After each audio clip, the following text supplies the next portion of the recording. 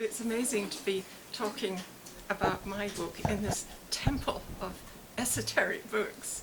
I just spent the last half hour browsing, and it's so amazing in here, it really is.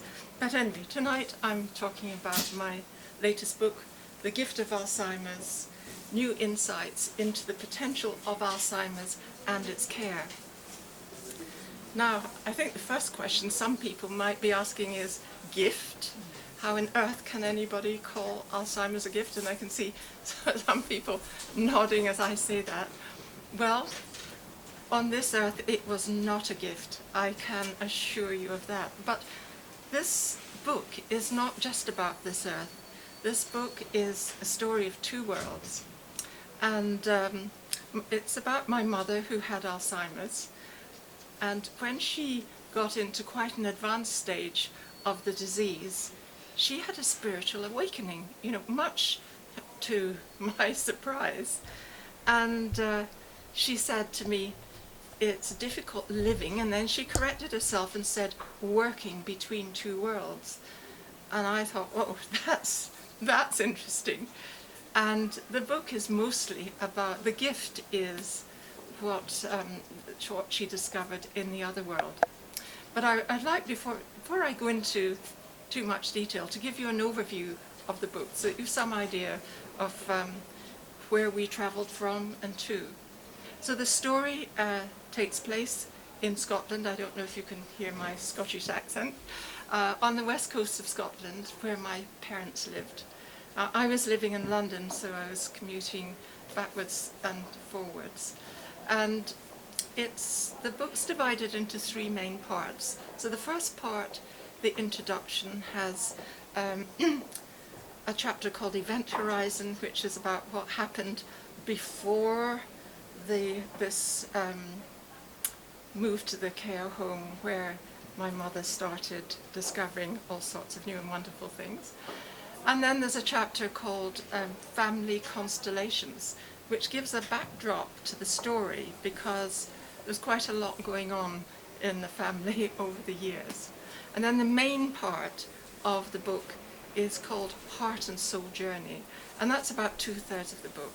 And that comprises mainly dialogue between my mother and me. When she started saying these interesting things, I started to write them down, and thinking it might just be for a few months, for 3.5 years, I was recording our conversations. And so the Heart and Soul Journey is the heart of this book. The first part, it's divided into 7 parts, if I can remember them all. The first part is in the beginning, and then we have extraordinary healing treatments. Then we have Portal to the Other World. And then we have Proclamation. Then we have Redemption. And Deepening Connection. And then Going Home. So these are all sections within our Heart and Soul Journey. And then the last part of the book is called Reflections, Revelations and Recommendations. And within that part, there's a chapter called Reflections, which is my reflections on what happened to us all on this journey. And the second chapter is the other world and the neuroscience of Alzheimer's, which is some new information that I added towards the end. And then there's a useful chapter called A Positive Way Forward, Caring with Knowledge and Understanding. And then after that, my closing thoughts. So that gives you an overview of what's in the book. But I'm sure what you're really interested in is the other world. If you're sitting in this bookshop, that's probably why you've come, and to find out what these gifts are. So just starting with the background to the story, my mother was at home for a couple of years, struggling. It was a nightmare. I was commuting backwards and forwards, distant carer some of the time, just very, very stressful. And then she became a danger to herself and everyone around, and she went into a care home next door to our family home, so that was very convenient. And having been very difficult at home, when she went into the care home, she was actually happy and everybody loved her. So that was a good beginning. But I need to tell you a little bit about my mother. She had a history of mental instability. She had postnatal depression. She suffered from depression throughout her life. And, this caused her to threaten suicide on occasions. As a child, I grew up with these threats around me. I witnessed what was happening. And this set up quite a difficult relationship between her and me, as you can imagine. There wasn't an awful lot of trust there. So I entered this journey, Alzheimer's journey, with her, with that background. But, she was, by this time, she was frail. And that frailty brought out compassion in me I didn't know I had. And, I began to love her in a different way. And when people have Alzheimer's, their thoughts their speech isn't filtered in the way we filter our speech. We think something, and then we think, how am I going to say that? And we certainly don't say everything we're thinking. But people with Alzheimer's they just go thought, speech. So you get the truth from people with Alzheimer's, and that started to happen, and it was very touching. She said to me at first, you love me, and I thought, is this a question or is this a statement? And I assured her I did. And then she said, I'm a bad person, and I thought, ooh, I think I know where this might be coming from, given her history. So we processed that, and I should maybe add that I had done a lot of personal therapy to help me to deal with the issues that had arisen for me in my childhood. Also, I maybe should say here that I trained as a psychotherapist and also as an energy therapist and healer. And my own spiritual journey started in 1966, I suppose formally in 1966, when I was invited to join an esoteric group that studied the works of Ouspensky and the Shankaracharya of northern India. It was all very secret in those days, and I was introduced to Transcendental Meditation. This was in my early 20s. So I brought to this journey with my mother, my own spiritual journey, my knowledge as a therapist, psychotherapist, and energy therapist, which enabled me to travel with her in a particular kind of way. So we processed her bad feelings about herself, and then I quite often just channeled. I let the healing energy go to her when she was looking frail, and she noticed it straight away. And I'm sure that people with Alzheimer's become very sensitive, and we may not fully appreciate that. Just because they keep repeating themselves and they've forgotten what they've just said, it doesn't mean that other things aren't happening. And I would say that as the mental, as their cognitive functions fail, and their chattering mind slows down, that opens up space for other things to happen. And these other things did happen.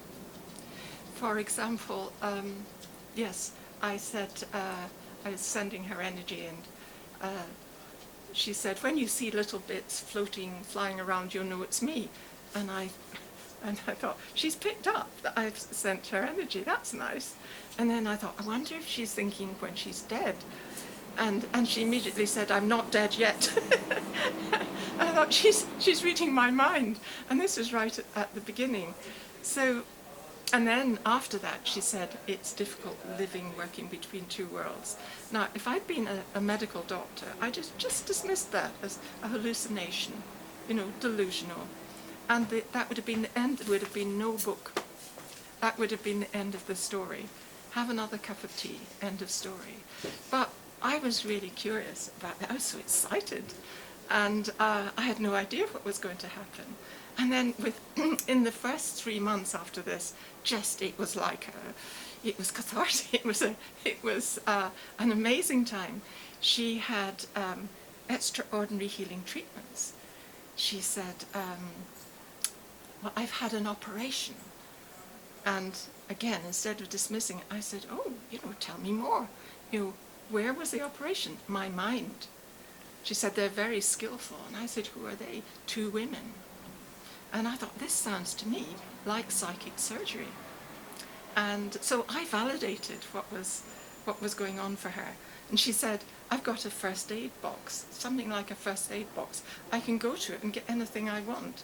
And I thought, wow, that's great too. If we could all do that, it would be absolutely wonderful. And maybe people with Alzheimer's have the ability to do this if we give them the space and validity. So after her extraordinary healing treatments, which incidentally continue, after the healing treatments, she talked about her television. She said, television is amazing. I can go there and ask all my questions.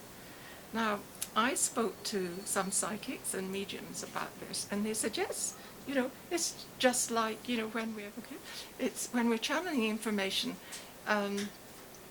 it's just like watching a television. So it seemed to me that my mother had become an open channel, and she said, I have to wait for messages to come through. I wonder what the messages are going to be.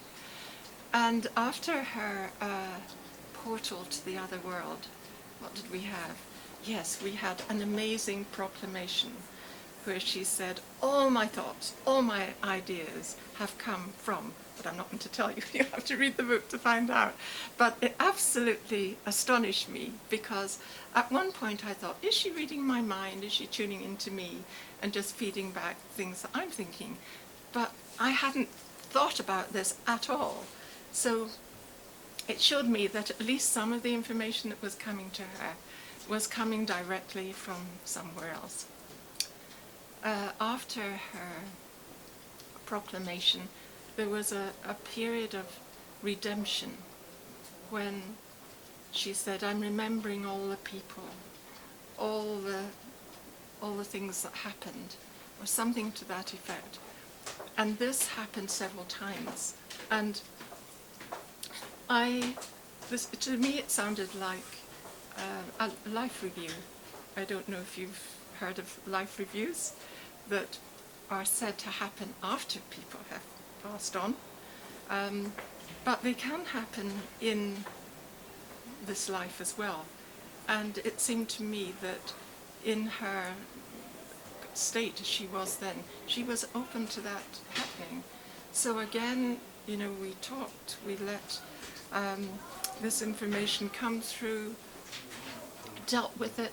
I'll tell you something that I said to her, which I think is very useful for people to know. In fact, you can use it for yourself as well. And that is, I said to her, we all make the best decisions we can at the time. If we could have done something different, we would have done.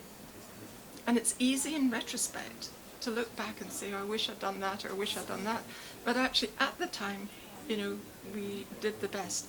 And you might be surprised to know that was all she needed to hear. She knew that I meant it from the heart, and she heard it from the heart, and moved on.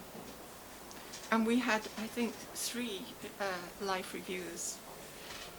After the, what I called redemption, there was a lot of extrasensory perception throughout the whole of our journey together. And it got more as time went on. I can think of at least 8 occasions when she told me things about myself that I hadn't told her, and that she'd absolutely no other way of knowing. And for me, that was verification of all the other. How could I know that was true and then say, oh, well, the rest isn't true? So, and I think that I needed that evidence, because although I was a soul seeker and seeker of consciousness, every now and then I'd have a nagging little question like, I wonder, you know. And the information she gave me about myself validated the other information that she was giving me.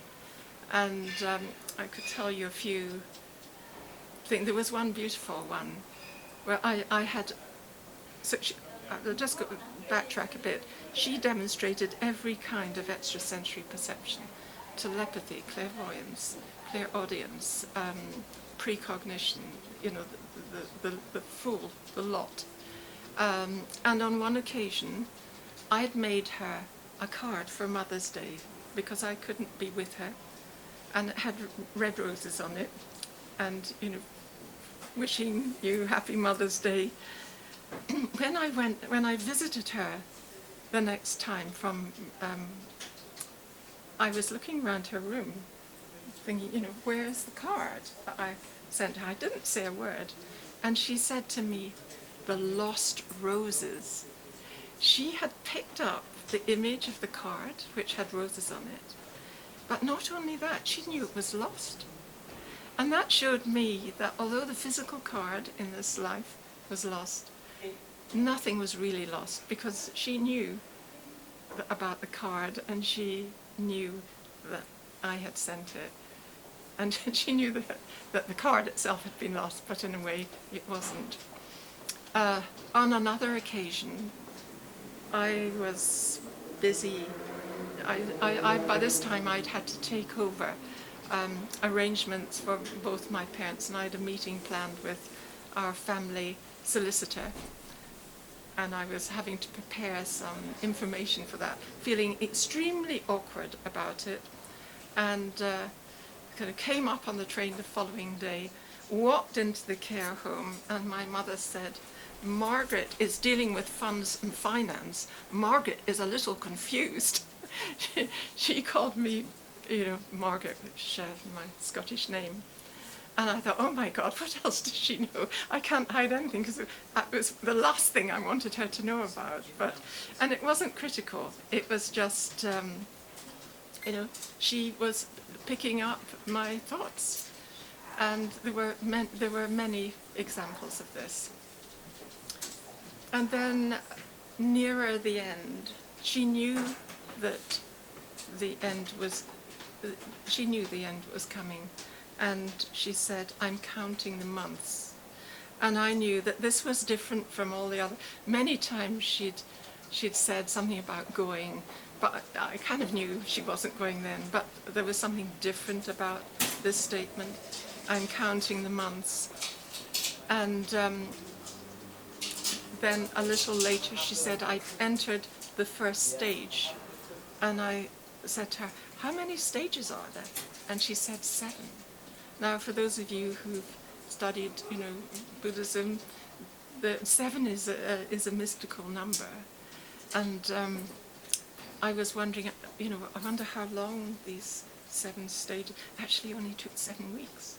But I don't think that that's the same for everyone. I think that, you know, she was just so ready to go. And she'd said before, 18 months before this, she said to me, I didn't want to spoil your birthday. And I thought, she mean she didn't want to spoil my birthday? She hadn't spoiled my birthday. Well, my birthday is on the 21st of January, and she passed away on the 22nd of January. So it was as if she planned. She didn't want to pass away on my birthday and have me always associate her passing with my birthday. But she hung on and passed the following day. It was very, very quick. And I was with her. And it was a really, you know, it was a very beautiful ending to our journey on this earth. And after I've, you know, completed that, there's more information in the book. When I look at our lives together as a family and how through this journey we were all healed. And all the stars in our family constellation somehow synchronize and harmonize. Quite amazing. There's clearly some other energies and powers at work for that to happen. There's no way, given that we were such a dysfunctional family before, that that could have happened just by accident. And looking at the other world, when I did a little more research after she had passed on, I found that the stages that she went through, which were many, and I'll just tell you a little bit, she talked about programs, supervision and tests. And she had like 3 rounds of this. And each time I think the programs were new learning. And each time I think she engaged in some new learning. She talked about books, reading from the books. I think they were the Akashic Records. And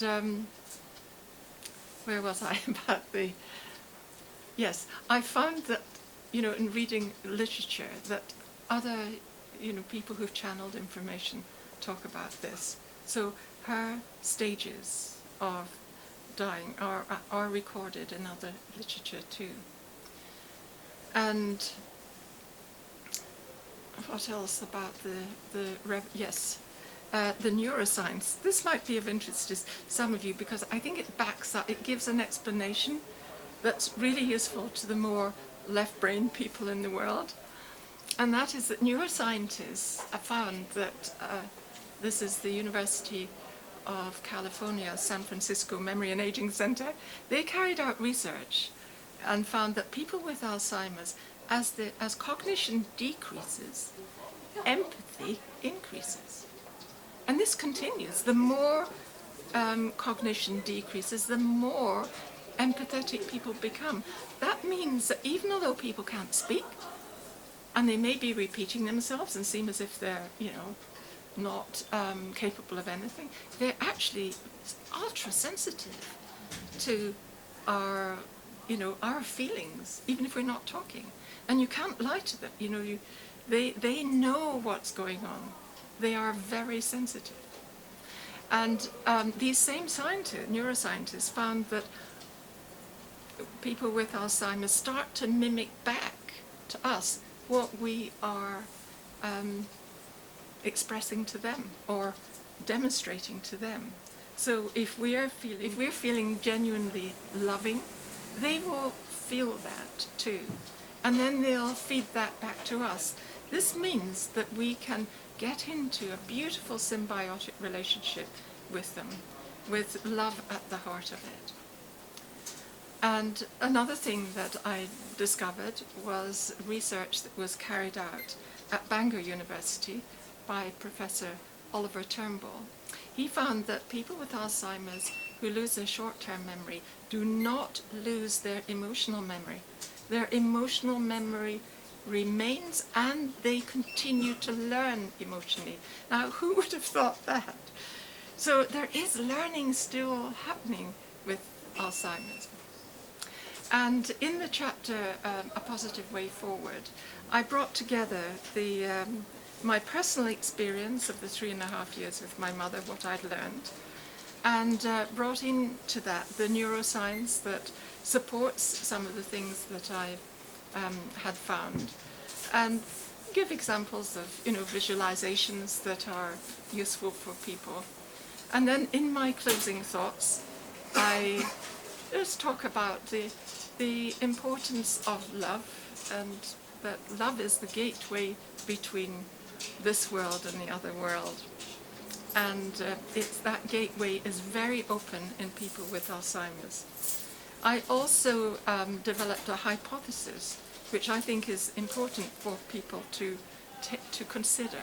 And that is that when people have, I'm talking about late stage Alzheimer's, when they've given up battling and fighting and being difficult, and they've just surrendered to their state. When people reach that state, their sense of self has gone out of the window. they have, they've no, their sense of self has gone out of the window, their ego's gone. Also, the left hemisphere, which processes small chunks of information sequentially, linear thinking, that doesn't work well either. So their sense of linear time stops. And that means past and future all roll into the present. Now, if you're in the present, totally in the present, you know what I'm going to say? If you're in the present, without an ego, what sort of state are you in? Edgar Tolle, in his book The Power of Now, the message throughout that book is about being present without an ego as a way to accessing a transcendental state. And I'm saying that people with Alzheimer's have the potential to experience transcendental states. I claim that Alzheimer's can actually be a process of dissolution to transcendence. But I do think that, what happens in these altered states of consciousness that they experience may be determined in part by the people around them, and if somebody is understanding and validating what they're saying and with them on that journey, then I think the door is wide open for amazing things to happen. I don't know if that door is partially closed, what would happen, but I don't want to think about that. The gift of Alzheimer's is actually the transcendence that people can experience and the joy that it can bring to those around them. It's changed my life. It's amazing to say that, but it really has. And my perception of life, of death, of Alzheimer's. I think that's maybe the end of marking the end of it. Yes, she's going to send people around. Well, she's come to me. My access to the other world has always been through dreams. Okay. So I'm more. That's when I'm aware of her. But also, there've been lots of times, especially when I was writing this book, I just felt all the time. I had little flashes of light that I thought, is that her? Yeah.